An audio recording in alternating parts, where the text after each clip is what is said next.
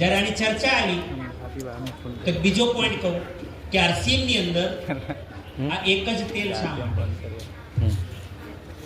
એક જ તેલ શા માટે?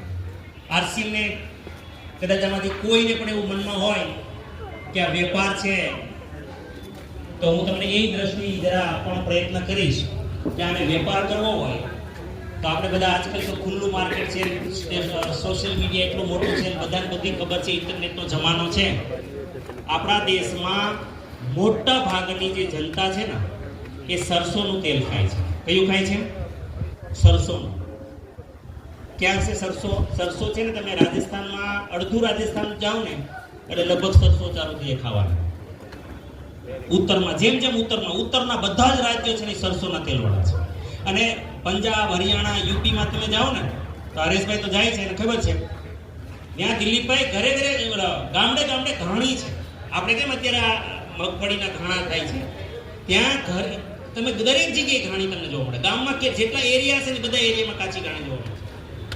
આ મને અનુભવ નહોતો, પણ હું હરિયાણા ભક્તિ ફેરીમાં ગયેલો એકવાર, તો અમારે વળી અમે અહીંથી તેલ લઈ ગયા તો તેલ છેલ્લે દિવસે ખાવામાં તો બહુ ભાવતું હતું, બધું પતાવી દીધું તો પૂરું થઈ ગયું. પછી ત્યાં પૂછ્યું કે અમારે તેલ, કે ડાયરેક્ટ લઈ આવો ઘાણીનું, ત્યાં ઘાણીનું પણ સરસોનું. પછી તો વોમિટિંગ કરી તૂટી ગયા. સરસોનું તેલ ગામડે ઘાણીએ છે તો સરસોનું ખવાય છે. હવે આ માણસને વેપાર કરવો હોય ટીસી છાબડાજીનો, તો કયું લાવવું જોઈએ ભારતમાં સૌથી વધારે? સરસોનું લાવવું જોઈએ. વેપારની તો સીધી એક જ લાઈનમાં વ્યાખ્યા થાય, ડિમાન્ડ હોય વસ્તુ લાવો એટલે વેપારી કહેવાય, બાકી મૂર્ખો કહેવાય. ડિમાન્ડ હોય એ વસ્તુ લવાય, આ વેપાર. હા, એના માટે ભણવાની જરૂર નથી, બધા સમજે. બીજું કે ભારતની અંદર સરસો એટલું ખવાય છે, ગુજરાતમાં આવે તો મગફળી ખવાય છે, સાઉથમાં જાવ તો 3-4 રાજ્યો 5 રાજ્યો સુધી તો તમારું નારિયેળનું તેલ ખાવામાં વપરાય છે. તો આરસીએમ તો જ્યાં તિરંગો છે ત્યાં બધે છે. અંદામાન નિકોબાર ટાપુ પર આરસીએમની તો દુકાનો છે. એવું નથી કે આરસીએમ ખાલી અહીંયા જ છે. ઉત્તરમાં સૌથી વધુ છે, જ્યાં સૌથી વધારે રાયડાનું તેલ ખવાય છે સરસોનું, ત્યાં સૌથી વધારે આરસીએમ છે.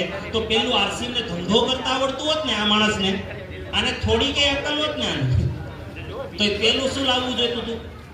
સરસો લાવવું જોઈતું. પછી તો થોડીક અક્કલ હોત ને તો એને ગુજરાત માટે મગફળીનું લાવવું જોઈતું. પછી થોડીક અક્કલ હોત ને તો સાઉથ માટે નારિયેળનું લાવવું જોઈતું. પણ મને નથી લાગતું આમાં કઈ અક્કલ હોય એવું.